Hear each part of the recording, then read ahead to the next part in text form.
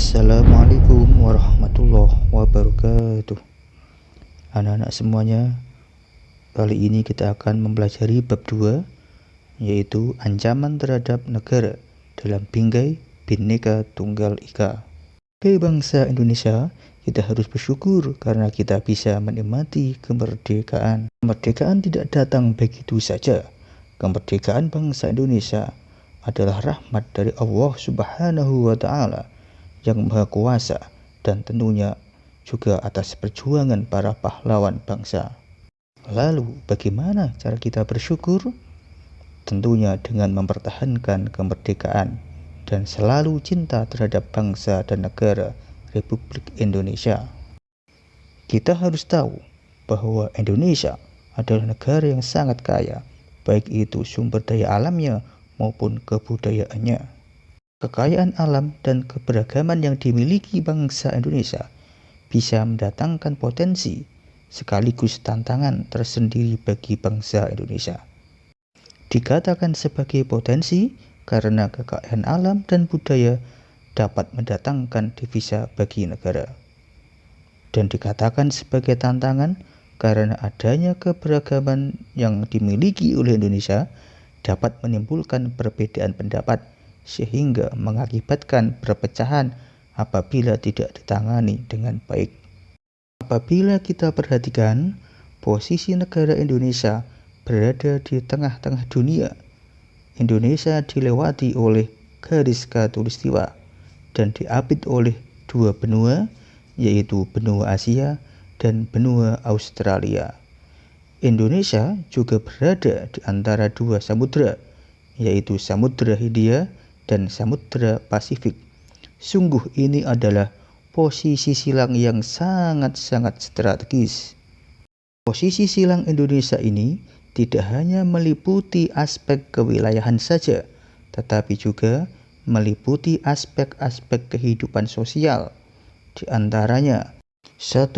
Penduduk Indonesia berada di antara daerah berpenduduk padat di utara dan daerah berpenduduk jarang di selatan.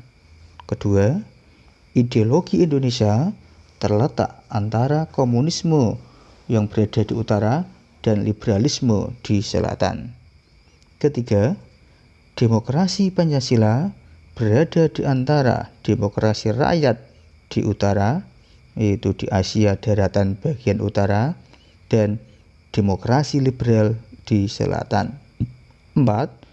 Ekonomi Indonesia berada di antara sistem ekonomi sosialis di utara dan sistem ekonomi kapitalis di selatan. Kelima, masyarakat Indonesia berada di antara masyarakat sosialis di utara dan masyarakat individualis di selatan. Keenam, kebudayaan Indonesia berada di antara kebudayaan timur di utara dan kebudayaan barat di selatan.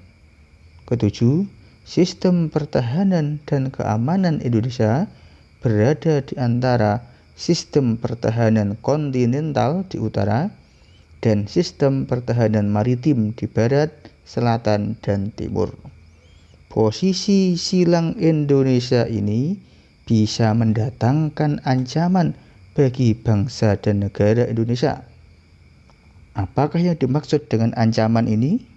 Ancaman adalah sebuah kondisi, tindakan, potensi, baik alamiah maupun hasil rekayasa berbentuk fisik atau non-fisik, berasal dari dalam atau luar negeri, secara langsung atau tidak langsung, diperkirakan atau diduga, atau yang sudah nyata yang dapat membahayakan tatanan serta kelangsungan hidup bangsa dan negara dalam rangka pencapaian tujuan nasional.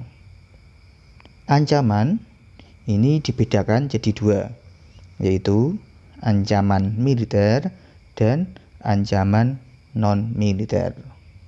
Baik ancaman militer maupun ancaman non-militer ini sama-sama membahayakan bangsa Indonesia karena bertujuan memecah belah persatuan dan kesatuan yang telah kita bangun sejak awal kemerdekaan. ada ancaman yang berasal dari luar negeri, ada pula ancaman yang berasal dari dalam negeri sendiri. Contoh ancaman yang berasal dari dalam negeri adalah munculnya perlawanan dan keinginan untuk memisahkan diri dari negara Indonesia. Tentu saja ini mengganggu stabilitas negara dan dapat merusak keutuhan NKRI. Oleh karena itu, segala bentuk ancaman harus segera diatasi dan semaksimal mungkin mengupayakan berbagai hal untuk mencegah terjadinya ancaman-ancaman itu. Ancaman terhadap bangsa dan negara Indonesia dapat berupa ancaman militer dan juga ancaman non-militer.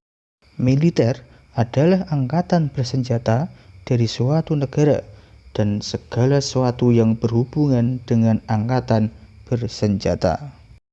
Keberadaan kesatuan militer ini bertujuan menjaga pertahanan dan keamanan bangsa dan negara. Termasuk di Indonesia, keberadaan militer ini bertujuan untuk melindungi bangsa dan negara dari berbagai ancaman yang datang, baik dari dalam maupun dari luar negeri. Ancaman militer ini bisa berupa agresi atau invasi, pelanggaran wilayah, pemberontakan bersenjata, sabotase, spionase, aksi teror bersenjata, ancaman keamanan laut dan udara, serta konflik komunal. Kita ulas satu persatu. Yang pertama, agresi atau invasi.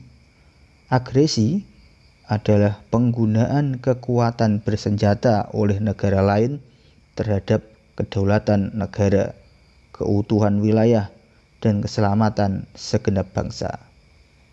Agresi mempunyai bentuk-bentuk dari yang berskala paling besar sampai dengan yang terendah.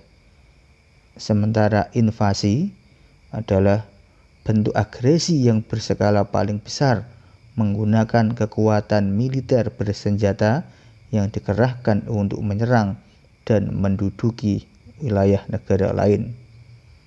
Sesaat setelah mencapai kemerdekaan, Belanda pernah melakukan invasi terhadap Indonesia untuk kembali menjajah Indonesia. Kedua adalah pelanggaran wilayah. Sebagai negara yang memiliki wilayah yang sangat luas, tentu ada potensi terjadi pelanggaran wilayah. Ada negara yang pernah mengakui wilayah Indonesia sebagai wilayah mereka. Bahkan kasus ini telah dibawa ke mahkamah internasional. Ketiga, pemberontakan bersenjata. Pemberontakan bersenjata melawan pemerintah Indonesia yang sah merupakan bentuk ancaman militer yang dapat merongrong kewibawaan negara dan juga jalannya roda pemerintahan. Dalam perjalanan sejarah, bangsa Indonesia pernah mengalami beberapa kali aksi pemberontakan bersenjata yang tidak hanya mengancam pemerintahan yang sah, tetapi juga mengancam tegaknya negara kesatuan Republik Indonesia yang berlandaskan Pancasila dan Undang-Undang Dasar Negara Republik Indonesia tahun 1945. Yang keempat, sabotase. Sabotase adalah tindakan yang dilakukan oleh pihak lain untuk merusak instalasi penting dan objek vital nasional. Setiap negara pasti memiliki sejumlah objek vital nasional dan instalasi strategis yang rawan terhadap aksi sabotase. Misalnya, istana negara, gedung MPR dan DPR, tempat wisata, tempat pengelolaan sumber daya alam, dan lain-lain. Kelima, spionase. Spionase ini adalah kegiatan yang biasanya dilakukan oleh agen-agen rahasia dalam mencari dan mendapatkan rahasia pertahanan negara dari negara lain. Kegiatan spionase ini dilakukan secara tertutup menggunakan kemajuan ilmu pengetahuan dan teknologi. Spionase merupakan bentuk ancaman militer yang sulit dideteksi. Keenam, aksi teror bersenjata. Perkembangan aksi teror bersenjata yang dilakukan oleh teroris pada dekade terakhir meningkat cukup pesat dengan mengikuti perkembangan politik, lingkungan strategis, serta ilmu pengetahuan dan teknologi. 7. Ancaman keamanan laut dan udara. Gangguan di laut dan udara adalah bentuk ancaman militer yang mengganggu stabilitas keamanan wilayah nasional Indonesia. Kondisi geografis Indonesia yang memiliki wilayah perairan dan juga wilayah udara yang terbentang luas ini menjadikan perlintasan transportasi dunia yang padat, baik transportasi maritim maupun dirgantara. Nah, hal ini berimplikasi atau berdampak terhadap tingginya potensi gangguan ancaman, baik ancaman laut maupun ancaman keamanan udara. Ancaman keamanan laut dan udara yang perlu diwaspadai antara lain adalah 1. Pembajakan atau perampokan. Yang kedua, penyelundupan narkoba, senjata, amunisi, dan bahan peledak dan bahan lain yang dapat membahayakan keselamatan bangsa. Dan ketiga, penangkapan ikan secara ilegal atau pencurian kekayaan laut. Ketujuh, konflik komunal. Konflik komunal terjadi antar kelompok masyarakat yang dapat membahayakan keselamatan bangsa. Misalnya perang saudara antar kelompok bersenjata. Nah, itu semua tadi adalah ancaman yang berupa militer. Sekarang ancaman non-militer. Ancaman non-militer adalah ancaman yang menggunakan faktor-faktor non-militer yang dinilai mempunyai kemampuan yang membahayakan kedaulatan negara, keutuhan wilayah negara, dan keselamatan segenap bangsa. Ancaman non-militer tidak berbentuk fisik atau tidak terlihat.